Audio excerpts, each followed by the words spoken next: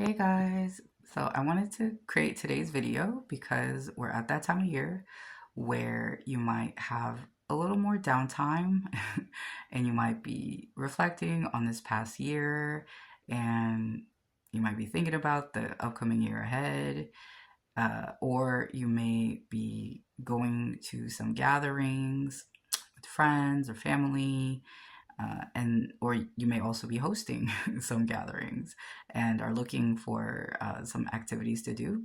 And so I wanted to share 4 ideas of some fun poetic activities that you can enjoy either on your own or in a group setting. And I'm also going to be including the materials that you'll need, most of which are pretty simple and are mostly things that you probably have around the house. And in case you don't, I'll also make sure to leave links in the description box for what I recommend that you use. And yeah, so if we get into it, the 4 activities I'm going to share, just to give an overview. One is the group poem. The second one is the Origami Crane of Peace. The third poetic activity is a resolution haiku card. And the fourth activity idea is a vintage postcard poem. And for me, my favorites out of the 4 are the first one, the group poem, and the last one, vintage postcard poetry. So, yeah, as you watch the video, I would love to know which ones kind of speak to you and which ones you feel like you might want to try, or if you end up doing any of them, I would love to hear about it. So make sure to let me know in the comment section. And yeah, I would just want to see how it how it turned out for you. So you know if you are trying this activity on your own or whether you're going to facilitate it in a group setting, what I recommend is just kind of like first start out with like a mind spirit check at the beginning, just because a lot of times in writing poetically, that's what's going to help you the most. So you don't even need to know a lot about poetry. You don't need to know what you think, whatever is like the correct way to write a poem. Try to like throw all that out the window and really just hone in to the opportunity to listen to your intuition, and that part of you, that intuition or that inner voice that a lot of times in everyday life, within all the noise and the busyness and things going on, that's sometimes hard to listen to or pay attention to, or because it can get buried sometimes, right? Or we might get disconnected from it. But the beauty is it's always there. That inner muscle of intuition is always remaining, and it's just a matter of paying attention to it and using it. And at times it may feel a little uncomfortable when you're first trying to do poetic writing, or when you're trying to help encourage other people to do it. Again, because if we're kind of used to ignoring that intuitive sense of self, or inner voice, then yeah, it might feel kind of like awkward or uncomfortable to tap into that poetic spirit. But it just kind of takes a moment. That's why I'm saying, like, I encourage that you begin whichever activity you decide to do, just with like just try to like center yourself, or more just like try to really be present and allow yourself to be open, and let whatever that part of you that wants to say something in that moment, just let it speak on the page. So all right, so if we get into the first activity, is group poem. And the goal of the group poem is basically to create a collaborative poem in a group setting. as a meaningful and fun way to connect. And what I will say is, out of the four, this is the only one that you would have to do in a group. Again, the other three you could do on your own too. But yeah, it doesn't take that long to do the group poem, depending on, how involved the people are. But I would say on average, it could take maybe anywhere from like 15 to 30 minutes, depending on the number of participants you have. And the materials that you need for it just consist of one sheet of lined paper for the entire group, and enough pencils for the group, and enough pens. And what it consists of is essentially doing an exquisite corpse, which was derived apparently from the Surrealists. And it just serves as like a fun round robin type of collaborative activity in which every person in the group contributes their own line or lines to a poem. And then at the end, when everybody is done contributing, somebody will read the whole poem, and to just kind of see how it connected together. And so how you would begin is just taking that one sheet of lined paper and then having the first person write down a poetic line. So what I recommend is that the first person to do it be the facilitator, because they might kind of come a little more like in that open space that I was mentioning, to like get it going. And so, yeah, and also doing the first line based on some type of like tangible imagery, I think is usually more generative than saying kind of like an abstract thought. And that's not always the case, but it just seems to be that way more often than not. So that's what I recommend if you're facilitating this activity. So yeah, so person one would write their poetic lines, or a line or two, and then pass the paper to person number two, and then person number two looks at person one's poetic lines and writes the continuation of whatever they started out with. And then once person two is done writing down their one or two poetic lines, they pass it to person number three. And then when person two is passing it to person three, what person number two has to do is to fold the paper over so that only their own lines are showing. So they're basically covering up person one, the person who came before them, right? And then, so then person three is only looking at person two's poetic lines. Person three cannot look at person one's lines. So then person three is going to write one or two poetic lines, that are a continuation of person two's lines.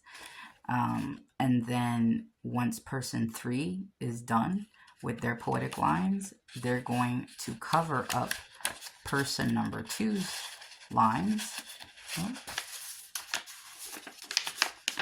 so that only their own lines are showing, right? And then they pass it to person four, and then so on, where person four is only looking at person three's poetic lines, writes a continuation of whatever they were saying. And then once person four is done, and before they pass it to person five, they're going to cover person three's, poetic lines, so that only their own line is showing. And then they pass it to person five. Person five writes, lines. It's a continuation of person number four, and so on, And so I would say at minimum, you would need at least maybe 3 people for it to be kind of the most effective experience of a group poem. Um, I guess you could try it with two people. I never have, but that might work too. Just maybe you guys go back and forth. But then kind of the element of not knowing, you know, like some of the lines would come in where it wouldn't work probably with two people in that way, for that reason. So yeah, so I would say most likely you would need at least three people, and yeah, there's no maximum amount of people, and so I would say also that the larger the group that you're doing this with, then maybe each person can just do one turn, right? Or one round. But let's say you're only, doing it with like three people or four people or so. Uh, I would do a few rounds, of it so that, yeah, you can kind of extend in that, exchange and experience. So once you complete this group poem, again, anybody could read it to the group. That way, everyone can hear how it flows, and how, it might be funny, or it might, have flowed really well, surprisingly, within that group.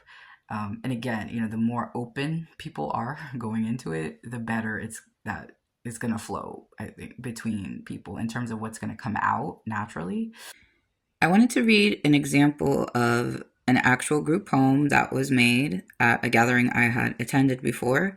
And as you can tell, with all the different handwriting and types of, ink and writing utensils on the page, you could see where it was different people who had contributed the different lines. So I just want you guys to hear what a completed group poem can sound like. Sleeping in the car feels like going home to where the heart is, but it lies still, barely beating, stuttering to silence. Those butterfly wings of breathless wonder.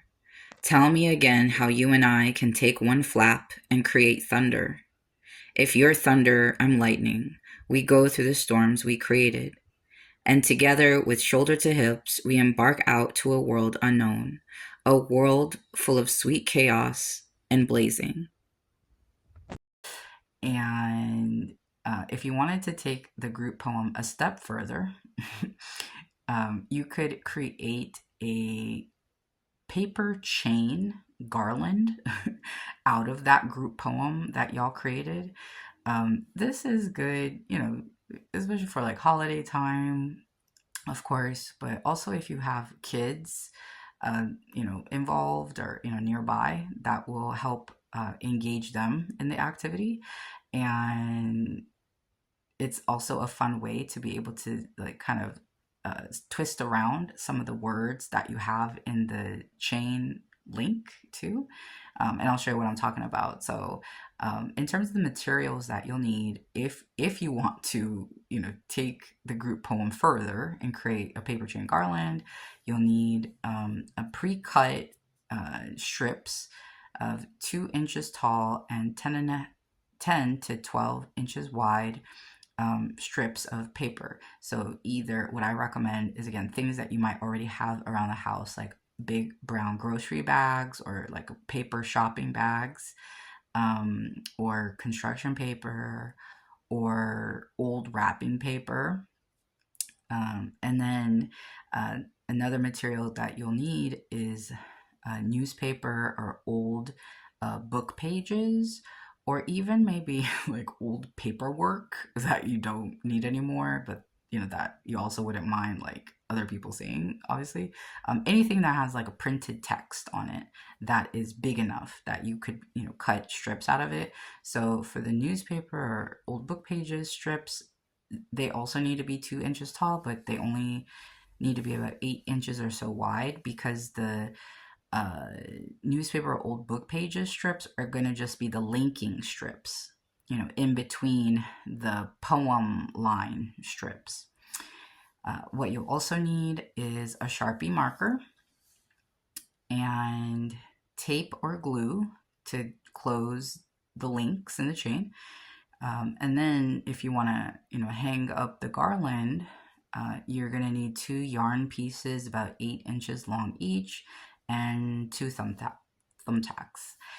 And in terms of creating the paper garland chain, again, one fun effect of it, especially, for kids, is if, once you have the words, that are, going across, and again, the ones in between serve more as the links in between. That way the words are flat and you can read them when they're hanging, going sideways or going across horizontally.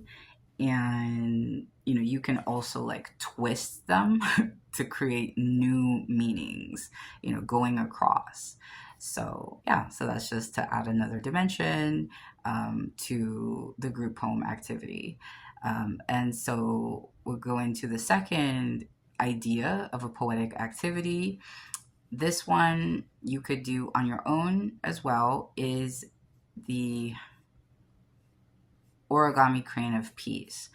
And with the Origami Crane of Peace, what I will preface it by saying is that this is a bit trickier than the other activities that I'm going to mention.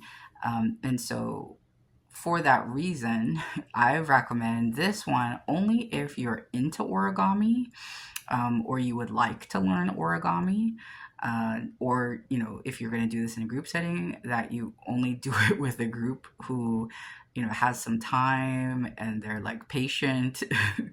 It's kind of like more like a low-key kind of maybe setting, where they wouldn't mind kind of taking additional time to learn to doing origami, just because again, that origami component of it is making it a little bit harder and more time intensive than the other activities.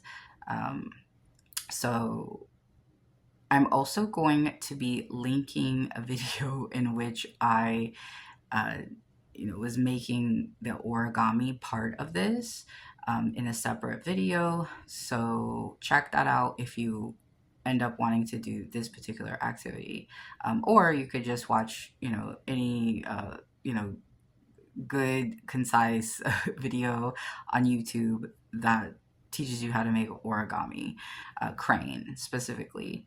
And so for this activity, the overall goal is to create a poem that expresses what peace means to you. And you could use the end product, and I'm going to show 2 versions of it. One as a origami crane tree ornament, or just kind of like a hanging decoration ornament that you could put somewhere. And then another version of this is just like something that you could just kind of have for yourself on your desk, or somewhere like that. And in terms of the materials you'll need, you're going to need, and this is for each person, you're going to need 1 sheet of plain white paper that is an 8.5 inch by 11 inch. So that's the average size of paper. It's like computer paper size.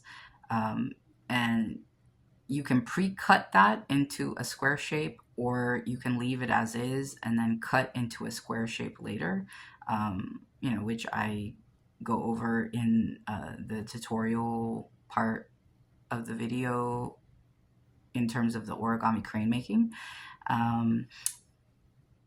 Or you can also just get origami paper for the crane part. You will also need 1 pencil, 1 nice pen, maybe a felt tip pen, a calligraphy pen, preferably.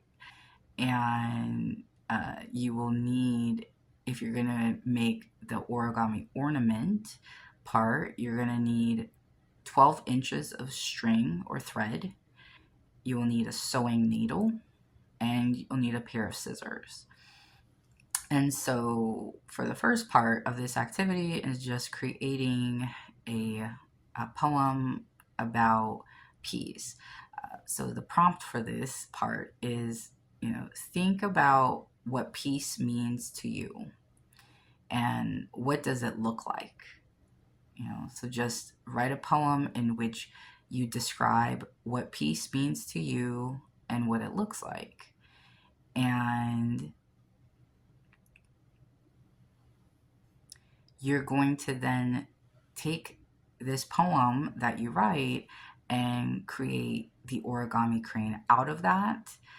Or again, if you don't want to do the origami crane part, in terms of making it into a hanging decoration, you could just write the poem on, like a nice sheet of paper or cardstock, and then you could attach an origami crane, separate from it, maybe on the corner of the cardstock or just kind of separate altogether. Or then, you could just like decorate that card, aside from the origami crane. All right, now if we get into the third poetic activity, that is the resolution haiku card. And this is to create a card with a haiku on it that serves as an encouraging self-affirmation for yourself. And you could place it either on a desk, or maybe you have an area of your home where you kind of dedicate to motivating yourself. You could put it there, or you can also, this is optional, but you can take one of those magnetic strip stickers and place it on the back of the card stock and make it into a magnet. And so you could put it on your refrigerator or any other kind of metal surface. I would say this is easy level. It's pretty simple and it doesn't take that long. But if you're doing this in a group setting, I would consider and give time at the end so that everybody can go around and share what they came up with. The materials that you'll need for the resolution haiku card are a sheet of paper for writing your draft, because it doesn't, need to like come out perfectly when you start out. And then 2 cardstock per person, in case they mess up, is why I'm saying 2, but really you only technically need 1 per person, but I recommend having 2. And then a pencil and or 1 nice pen. And then a small decorative rubber stamp and ink pad. And then, as you can see in this image of how I prepared my cardstock for the haiku, is that I use my personal signature stamp, which in Japanese is called a hanko. So of course you don't have to have a hanko or personalized signature stamp yourself, but you can use another type of like a small decorative stamp on this card. And other examples of decorative items that you could use for the card are, again, you could use different ink, rubber ink stamps. But I recommend that you do a small one if you do use an ink stamp, and use it minimally. Actually, I'll say that for all of the decorations, is to try to do it minimally, just to make it not overwhelm your poetry, and just the general look of it, I think, will be better. You can also optionally use watercolor paints as your decorative touch on the card. And then also, I went through and found different items at home that I could attach to the card as decorative items. As you see here, so there's like an old brooch that I could use and put on top of the card. Also I'll show you what the brooch looked like. So this was the brooch. Um, and then, you could also use, like clip-on earrings, or even just like an old maybe costume jewelry or earring or pendant or something like that that you just have around. And so this is like a great activity to kind of repurpose like old little odds and ends that may look good on a cardstock to accompany a poem, but that you maybe don't have a use for otherwise. um, or what I found too is like little like old like keychains or like cell phone uh, fobs. I don't know if they're called fobs, but like little cell phone, little charms, I guess you might call them. And so yeah, I felt like they also serve as good potential decorations, and all you have to do is just like attach the string of those types of things to the back of the card, either through you could use tape or bonding glue as well, which may work better. And then also at home, I have found this old chopstick holder that goes on the table to hold chopsticks. And you don't have to use that. Obviously, I'm just showing you again random objects I found that I thought would look good on a card with the poem. So, just to give you these examples of what you may want to put. You could also use stickers. But again, I recommend if you do decide to use stickers, just to like try to use them really minimally, just for a better appearance. And if we go through the haiku writing process of this, how it goes, what I recommend is that you use, at least one sheet of paper just to practice writing, up to maybe two. But if we look at the first draft, this is where I just wrote my thought. Right, so this wasn't a poem necessarily. This was just like, okay, what is my goal for this year? Just kind of generally speaking. And so I wrote, this is the year I begin to understand my greatness on a whole other level. However, for those who are familiar with a haiku format, it's more about the art of like saying the most with as few words as possible. And so because of that, the format is where the first line of the poem has 5 syllables, the second line has 7 syllables, and the last line has 5 syllables. So it's 5, 7, 5. 5 syllables, 7 syllables, 5 syllables again. And so what I recommend is like how I did on this other page, where then I went through an editing process where I'm basically taking my main, thought, or my main self-affirmation, or my main resolution that I have for, this coming year, and I am condensing it. I'm editing and considering even potentially other words that have less syllables that I can use that still convey the same meaning, and so as you can see, I, on the top part of this paper, I did that where, the red underline parts are where I was counting the syllables, right? So then I edited it down where it was like, okay, this year I begin, right? And then so I took out the unnecessary words, which were making my poem not be a haiku.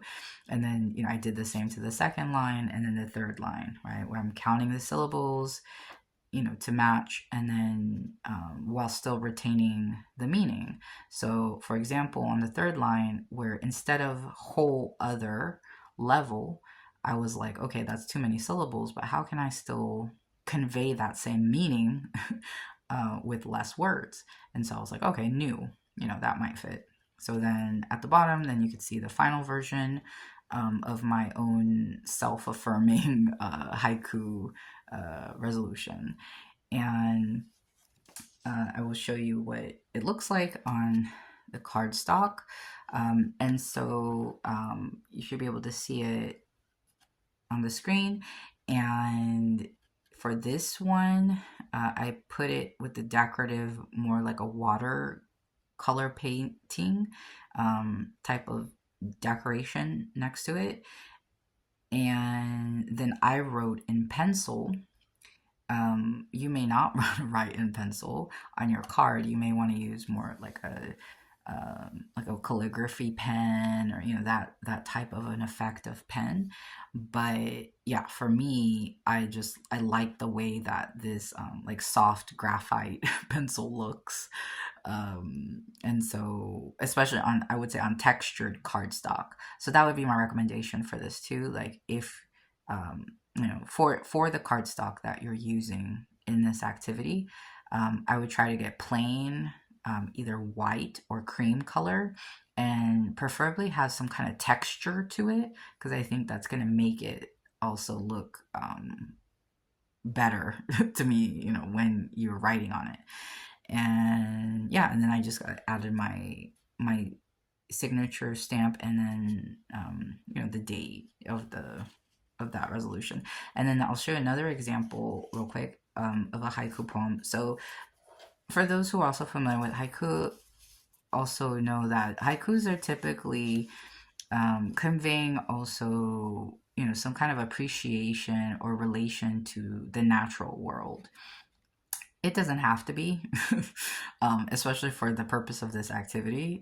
Again, so in that first example, it's just really to convey your resolution or affirmation or kind of mindset, toward this coming year. But if you want it to be more traditional related to haiku and incorporate nature, I'll show you another version of my resolution for this year. So you could see that in my rough draft, I was just writing my thoughts relating to nature and my resolution for this year. But again, this didn't come out in the form of a poem, definitely not a haiku, because there's, way too many syllables to be a haiku.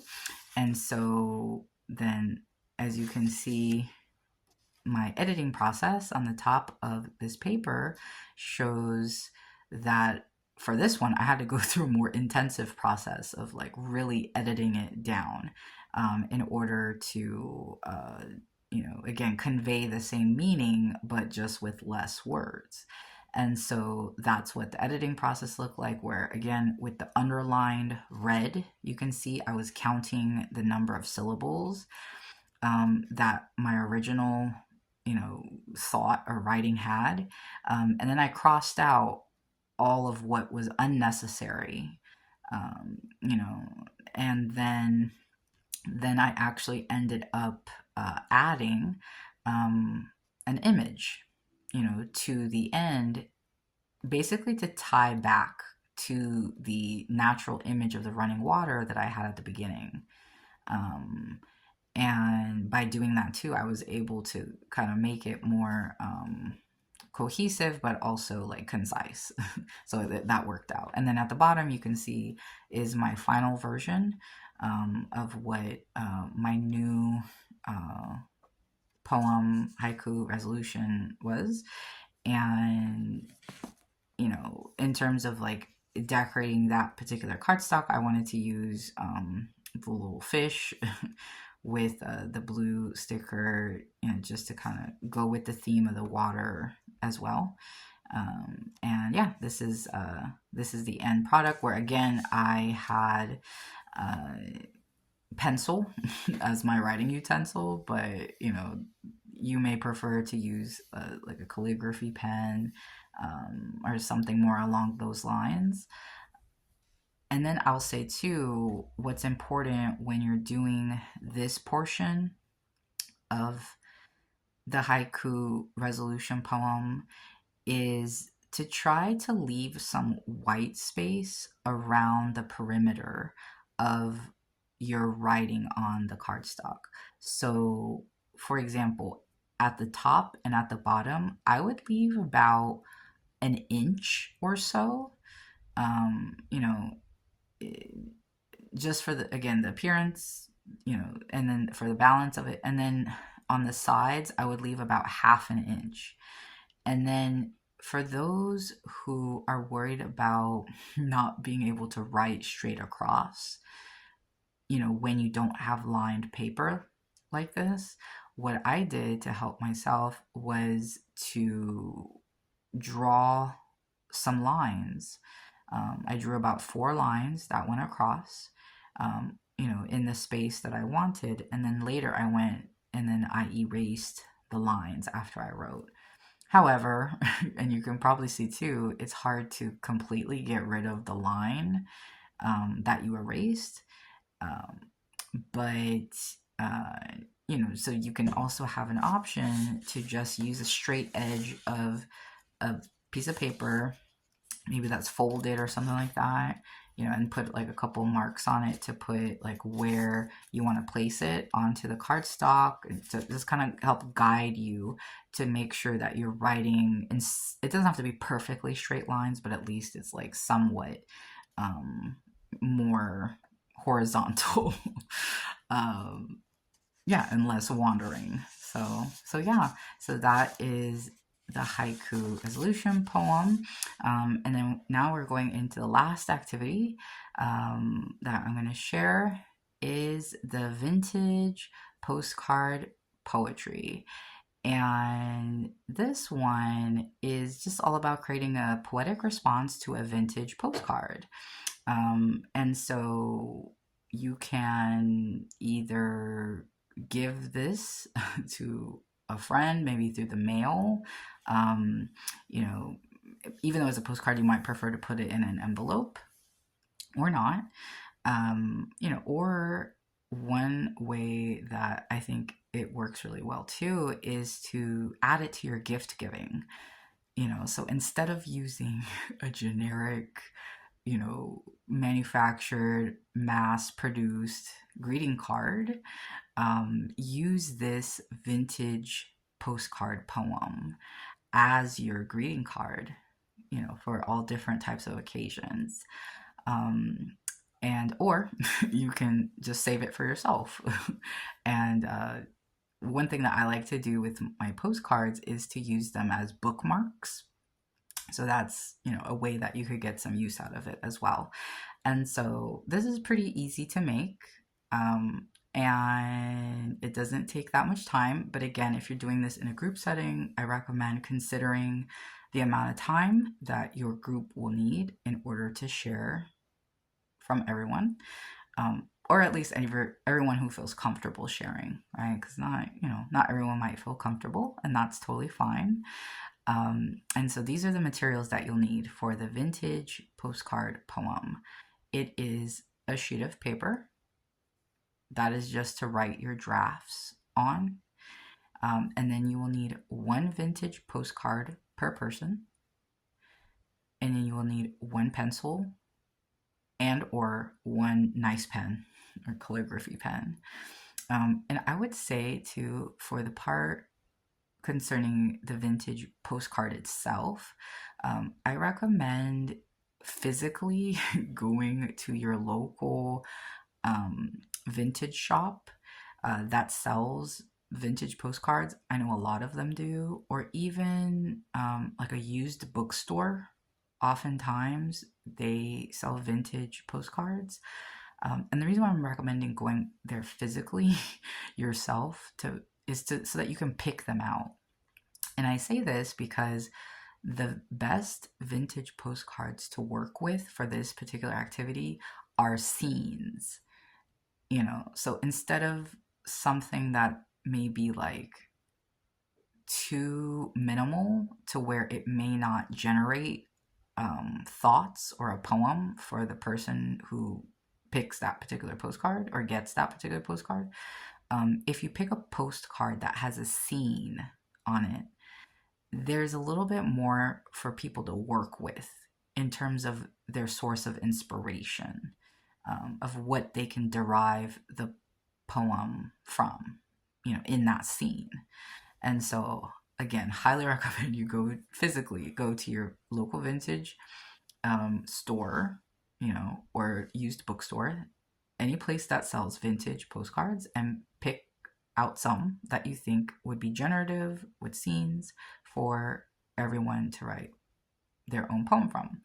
And I also recommend in a group setting, just allowing people to pick their own card, because I'm sure there's going to be a reason why, that particular postcard stands out to that particular person. And then, that's just going to make for a more enjoyable experience for them, to do the activity. And then, in terms of the poem writing part of this, what you're going to do is, look at the scene or the image that's on the postcard of your choice. And then as you look at that image on the postcard, think about what specific image inside of that scene or image is speaking the most to you, you know.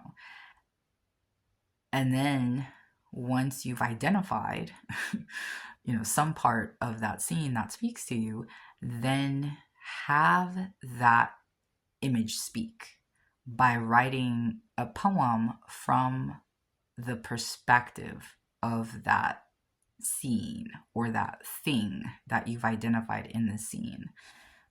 And so I'll give you an example, right? And so the postcard that I picked was, this one, which is a scene of, a group of people on a bridge and like a big ladder, water slide, and then what looks like to be a person, on their own, in some kind of like raft or float, or almost like a toboggan type of thing that they're on in the water. And so this is what I picked. And then so this figure here of the person in the, or what I assume to be a person in the water, I wrote based on their perspective.